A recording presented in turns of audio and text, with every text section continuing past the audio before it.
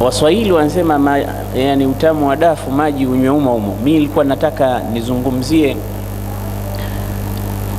vipi mtume aliyoeneza da'wa, lakini aya hizi alizozisoma kama kwamba imepangwa hapa ielezwe vipi watu wanatakiwa waipiganie dini. Wakati wetu ni mdogo sana kuzungumza da'wa ya bwana mtume pamoja na da'wa inayopaswa kufanywa na wafuasi wa mtume. Lakini hayo yote yanaonyesha kwamba kitu muhimu katika maisha yetu sisi ni dini. Leo dini haiendeshwi na sisi, inajiendesha yenyewe, na watu wengi wanaslimu kwa kuendeshwa na Mwenyezi Mungu na rehema zake na vitabu vyake na kusoma. Tatoa mfano mmoja kabla sijaingia deep katika hilo. Kule Uingereza alikuwepo mwanamuziki mmoja zamani katika jina lake la stage akiitwa Cat Stevens, music ya pop. Cat Stevens alizaliwa mwaka 1948. Baba yake alikuwa ni mfuasi mzuri wa dini ya Kikristo, kanisa la Kigiriki, na mamake akiwa anaabudia katika kanisa la Kiswedish. Mtoto wao akakulia katika nyumba ya Kikristo yenye utajiri. Cat Stevens anasema, mimi katika maisha yangu nilipenda sana wanamuziki, na sio kuwapenda tu, ilifika daraja nikawaona kwamba wao ndo miungu yangu hasa. Kama vijana leo wanavyopenda bongo flavor, sijui English flavor, sijui nini, wakisikia wanapata wazimu, na majumba yetu yakawa yanaunguruma kwa kusikia vitu kama hivyo usiku na mchana. Basi na yeye huyu bwana anasema, kigezo changu mimi ilikuwa wanamuziki, na nikakulia katika mapenzi hayo mpaka nami nikawa mmoja miongoni mwao. Akawa mwanamuziki. Aliwahi kununua gitaa yake akawa anapiga piga huku na huku anapotembea katika viunga vya Uingereza kule. Akawa mwanamuziki mashuhuri mno, na sio mwanamuziki tu, ana sifa takriban zote katika music. Ni mwimbaji, ni mtungaji, mtunzi, ni mpigaji wa vyombo kadhaa katika muziki. Na muziki, mwanamuziki akifika daraja hiyo anakuwa mwanamuziki aliyebobea katika fani. Maana wanamuziki wengi kazi yao kuimba tu, kutunga hawajui mpaka watungiwe. Mtunzi wake akigoma muziki wake umekwisha. Lakini unamwona mwanamuziki mwenyewe anatunga, mwenyewe anaimba, na kuna chombo fulani anakipiga, na sio kimoja. Anaweza kapiga gitaa, anaweza kapiga keyboard, anaweza kapiga mitumba ile magoma ile, anaweza kapiga saxophone, anaweza kapiga kichombo chochote. Na mbali na hayo alikuwa ni mkufunzi, ni mwalimu. Wengi wamepitia kwake katika fani ya muziki. Utakubaliana nami katika maneno yangu haya kwamba alikuwa ni artist aliyebobea katika fani ya music, kwa sababu aliipenda mwenyewe. Anasema mpaka nikawaabudu wanao muziki, mpaka mimi nikawa mmoja miongoni mwao. Wakati alipokuwa anaota, kila mmoja anakuwa ana ambitions, ana ndoto zake. Sote hapa tunaota baadhi ya nyakati, nataka mpaka wakati fulani niwe hivi. Wanaopenda siasa nataka kuwa wabunge, wanaopenda football nataka kwenda kucheza Real Madrid na Manchester, wanaopenda mambo ya anasa wanataka kwenda katika miji ile inayosifi. Kila mmoja ana ndoto zake.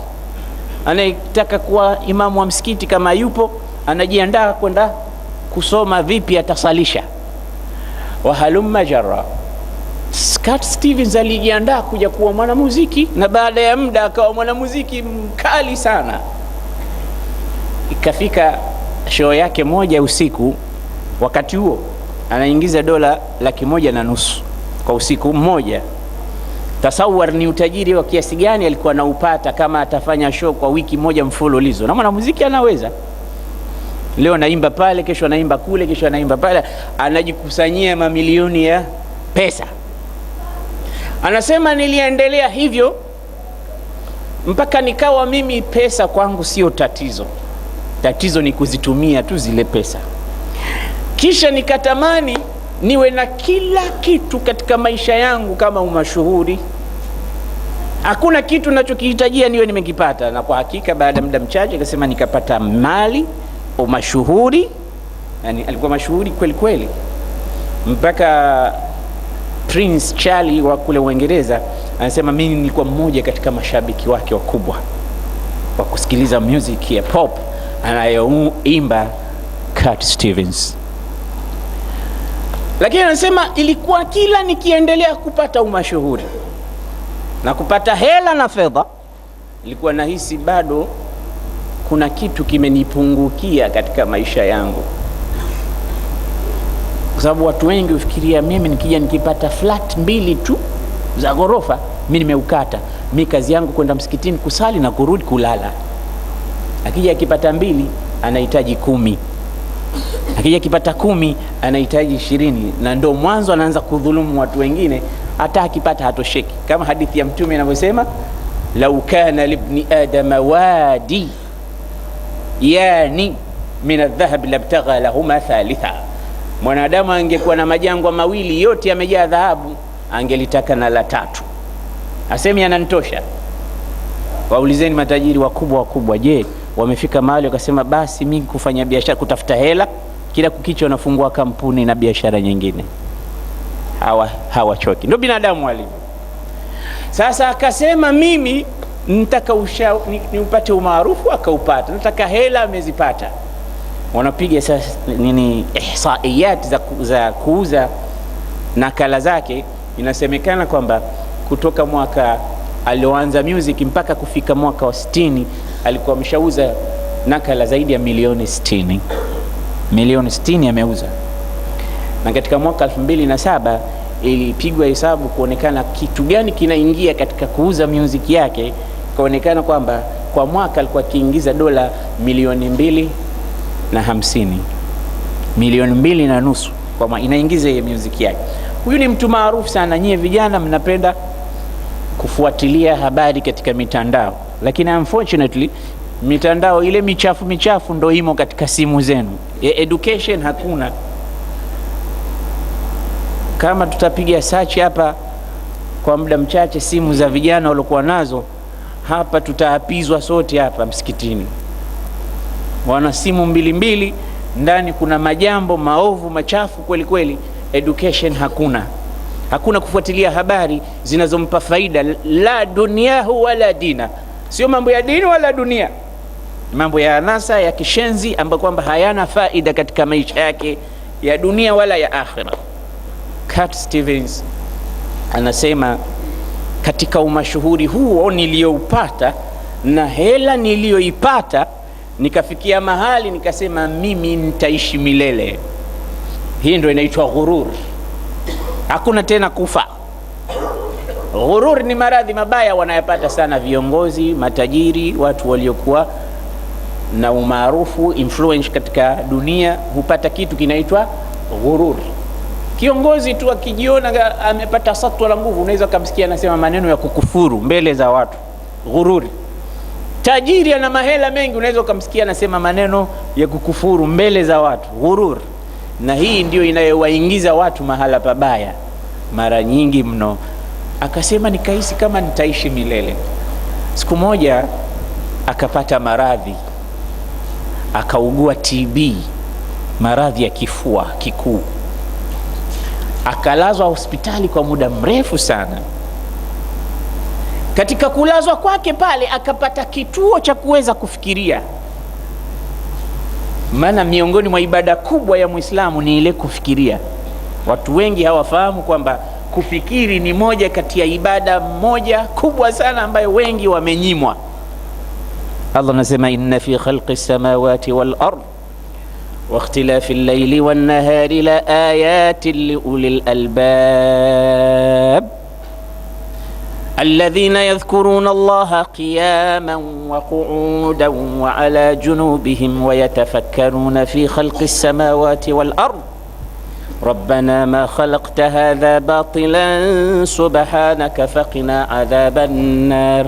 Aya hizi zinasema hakika uumbaji wa mbingu na ardhi na kuingia usiku na kutoka mchana kuna mazingatio, ni alama. Lakini kwa watu wenye akili, ni wepi hao ambao wanamtaja Mwenyezi Mungu wakilala, wakiamka na wanafikiria? Mungu anawasifu sana watu wenye kufikiria.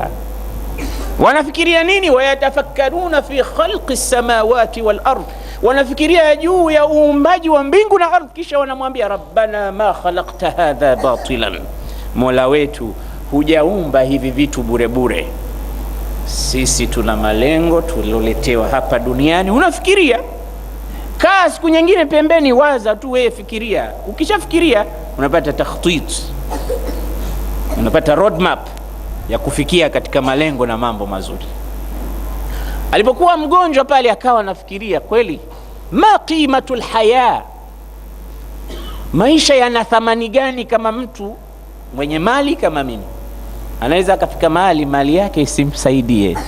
Nimelazwa hapa, dawa ninazopewa hospitali nilokuwa na, bila shaka watu matajiri usifikiri wataumwa watakwenda kwa daktari tu wa kawaida au hospitali tu tunazozijua sisi ambazo ukienda unaambiwa dawa hamna. Utakwenda katika hospitali zilizokuwa hospitali za kweli, lakini pia hapo kupona inakuwa tabu. Akafikiri akasema, ma qimatul haya, kitu gani mimi nakosa katika maisha yangu?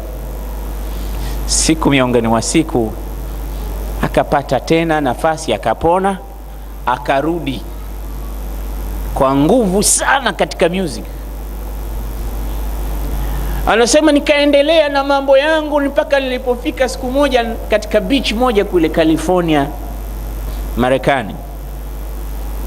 Niko katika beach naogelea, maji yakanizidi karibu nife. Nikamuita Mungu hapo. Mungu mwenyewe hamjui anayemuita, lakini Mwenyezi Mungu anasema wa idha rakibu fil fulki da'u Allah mukhlisina lahu ad-din falamma najahum ila al-barri idha hum yushrikun.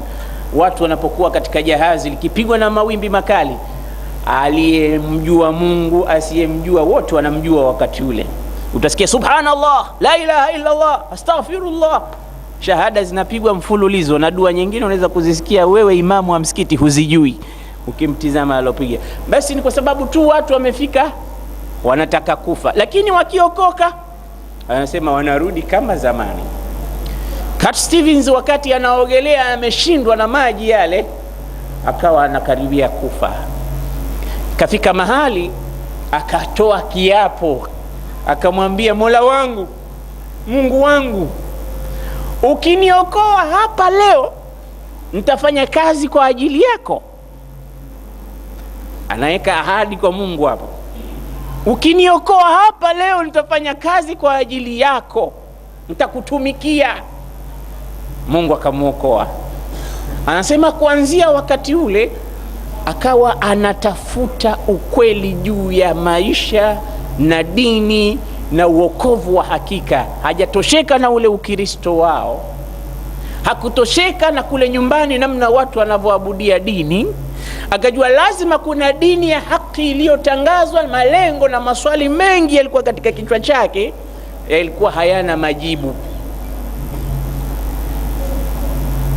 Siku zote anasema suali anajiuliza kuanzia usiku mpaka alfajiri, fala yajidu jawaban li as'ilati, hapati majibu ya maswali yake. Siku miongoni mwa siku akaja saibi yake mmoja katika wanamuziki, akamwambia, ukitaka utulivu unatoka msikitini. Mimi nimepata utulivu nilipokuwa Middle East, Mashariki ya Kati, kwa kuingia msikitini tu. Huko ndo kulikokuwa na utulivu na furaha. Asema aliponitajia vile, mimi nilikuwa nishaanza research ya kutafuta dini. Zamani vijana, sisi kule tunakokimbilia wao wanakukimbia. Cat Stevens hana anachokihitaji katika mambo ya dunia ambacho hakukipata, lakini bado hajatosheka. Anasema kana kwamba kuna kitu kimepungua, furaha haipo, anatafuta kitu cha kumtuliza roho yake. Sisi tunaihama misikiti, tunatafuta kule waliko wao kwamba ndio mahala palipokuwa panatuliza. Anasema aliponiambia vile, ilikuwa nishafanya research, nimeshakwenda kuzitizama dini za Kibudha.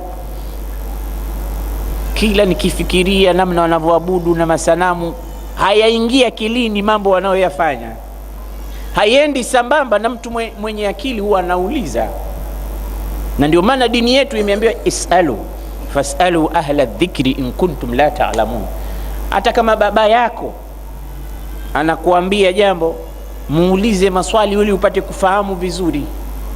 Sio tu anachokisema yeye ndio sahihi, sio kinachozungumzwa tu chochote wewe unakichukua, huna ruhusa ya kuuliza. Allah anasema isalu fasalu ahla dhikri in kuntum la ta'lamun, waulizeni wanaojua kama hamjui. Sasa akauliza, ibada hizi zote kweli hii ni dini ya hapana? Bado hajatulia. Alipoambiwa utulivu msikitini, asema siku ile akaenda akanunua copy ya Qur'an translation. Anasema siku alipoanza kuifungua tu, unajua ukiifungua Qur'ani upande wake wa kulia utakuta suratul Fatiha imeanza bismillahir rahmanir rahim. Anasoma translation, kwa jina la Mwenyezi Mungu mwingi wa rehema mwenye kurehemu. Alhamdulillahi rabbil alamin, shukrani na sifa njema zote zinamstahiki Mwenyezi Mungu, Mola wa viumbe vyote. Hapa ndipo alipoganda, Mola wa viumbe vyote. Anasema nilipokuwa katika Ukristo nikiambiwa Mola wa Wakristo, Mungu wetu, dini nyingine zote zinazungumzia Mungu wetu, lakini mara ya kwanza naona neno Mungu wa viumbe vyote, Mungu wa wote. Hapa iliingia katika mwili wangu kitu kingine ghariban, very strange. Nikaona hapa kuna mambo fulani. Qur'ani hiyo inaanza kushambulia moyo wa Cat Stevens.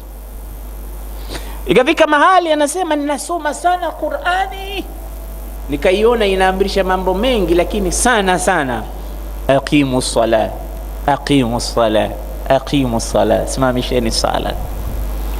Nimeiona Qur'ani inahimiza watu kuwa na huruma, kuhurumiana. Nimeiona Qur'ani inahimiza watu kutoa sadaqa, charity. Mambo mengi ambayo nilikuwa nikijiuliza, nikaanza kupata majibu yake katika Qur'an. Anasema mwaka 77 akavunja ukimya, akatangaza kwamba mimi ni Muislamu, ashhadu an la ilaha illa Allah wa ashhadu anna Muhammadar Rasulullah. Uliofuata mwaka 78 akabadilisha jina lake la kwenye stage ni Cat Stevens, lakini jina lake halisi Stevens akabadilisha kutoka Cat Stevens akajiita Yusuf Islam. Akatangaza kwamba yeye ni Muislamu, na baadhi ya nyimbo zake nyingi ziko nje kabisa ya maadili ya Kiislamu. Akatangaza rasmi kwamba anavunja bendi yake na magitaa yote na vyombo vyake vyote akavipiga mnada, na hela yote aliyopata akaitoa katika charity ya kusaidia mambo ya education na vitu vingine. Yusuf Islam akasema maneno haya: sikuwahi kuonana na Muislamu yoyote kunizungumzia habari ya Uislamu. Hakuna mtu yoyote aliyenifanyia da'wa akanishawishi kuhusu habari ya Uislamu. Naomba iwe wazi, anasema kwamba sikukutana na Muislamu yoyote kunizungumzia habari ya Uislamu. Nilichofanya mimi ni kusoma Qur'ani tu mwenyewe, tena anajisomea mwenyewe, anachukua translation anakwenda anasoma. Nikaikuta Qur'ani inanishambulia, kuna sehemu nyingine inaniambia, mpaka nikahisi huyo mtu anayeambiwa pale ndo mimi. Qur'ani ina kawaida hiyo, ukiisoma inakushambulia. Kama umwizi inakuambia, kama umzinifu inakuambia, kama umlevi inakwambia, kama udhalimu inakwambia, kama unakata kizazi inakwambia, unakata inakupa durusi humo ndani kwa ndani. Anasema Qur'ani hii nikaipata kwamba ni answer, ni majibu ya maswali mengi ambayo nilikuwa nikijiuliza katika kichwa changu. Ndugu zangu, akawaambia msiuhukumu Uislamu kwa Waislamu. Mfano wa nyinyi kuhukumu Uislamu kwa tabia za baadhi ya Waislamu zilivyokuwa mbaya ni sawa sawa na kulihukumu gari zuri linaloendeshwa na dereva mlevi. Ukasema gari hili ni baya kwa kuwa dereva wake tu anayeendesha amelewa, analigonga huku, analigonga kule. Ukasema gari gani hili? Sio gari baya, baya ni yule mwendeshaji. Kwa hiyo baadhi ya tabia za Waislamu isichukuliwe kama kwamba ndio Uislamu wenyewe, na hii ni kauli inayotumiwa na watu wenye akili. Hawezi kusema Uislamu ni dini ya majini kama wanavyosema baadhi ya watu. Uislamu ni dini ya kadha kadha kadha, kwa sababu baadhi ya Waislamu wenyewe wana tabia zile.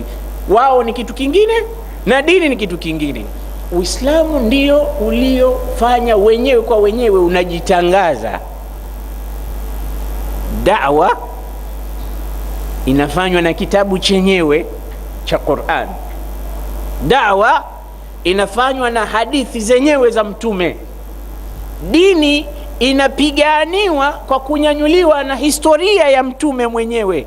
Mwisho akamaliza akasema, tukitaka kufaulu lazima tufuate kitabu hiki na mwendo wa Mtume huyu, yani Muhammad sallallahu alayhi wasallam. Ndio maana nikasema da'wa leo, kwa sababu ya kukisoma hichi kitabu na kukibakisha hichi kitabu na kukitangaza hichi kitabu chenyewe kwa chenyewe, kinajitangaza huko. Sisi tumezaliwa katika Uislamu, lakini tuulize ni wangapi walikuwa na kopi za Qur'ani katika majumba yao? Katika sisi ni wangapi wana kitabu japo kidogo cha 40 Nawawi, hadithi za Mtume, au Riyadhus Salihin majumbani mwao? Na leo Riyadhus Salihin mpaka translation kwa lugha ya Kiswahili ipo. Ni wangapi wanaosomea watoto wao hadithi moja tu kila siku au kila wiki moja tu katika Riyadhus Salihin, na translation ipo, anawaita watoto wake, hadithi ya kwanza ipo pale, innamal a'mal binniyat wa innama likulli imri'in ma nawa. Hatufanyi mambo ya dini isipokuwa labda kuwe na mhadhara kama hivi, baadaye basi hatuwasomeshi watoto wetu. Najua wanaenda chuoni wanasoma misahafu, hakuna majumbani mwetu isipokuwa zile juzuu wanazokwenda nazo chuoni watoto wakarudi, vitabu vya hadithi, sira za bwana Mtume Muhammad sallallahu alaihi wasallam. Lakini huko wanakuja watu wameusoma vizuri Uislamu. Tizameni yule mwanamke aliyekuwa akifanya kazi na CNN na BBC. Yule alikuwa amekwenda kufanya ujasusi kama Taliban kule Afghanistan. Bahati mbaya ile speaker alikuwa anaibeba katika nguo zake ile, na amevaa majilbabi yale, ikadondoka. Wakaiona askari wa Taliban, wakamkamata, wakamweka ndani. Alitoka kule, siku alipoachiwa, baada ya muda mchache alislimu na akaanza kutangaza Uislamu. Watu ajanibu wanakuja sasa na uchungu na Uislamu. Sisi tuliozaliwa katika Uislamu bado tuko pale pale. Kazi yetu sisi kujifakharisha na kabila, kazi yetu kujifakharisha na mababu. Bali kuna sehemu nyingine misikiti haiswaliwi kwa sababu anasema mwenye msikiti kesha kataa kafunga. Kwa nini? Kaurithi kutoka babu yake na babu yake na babu yake.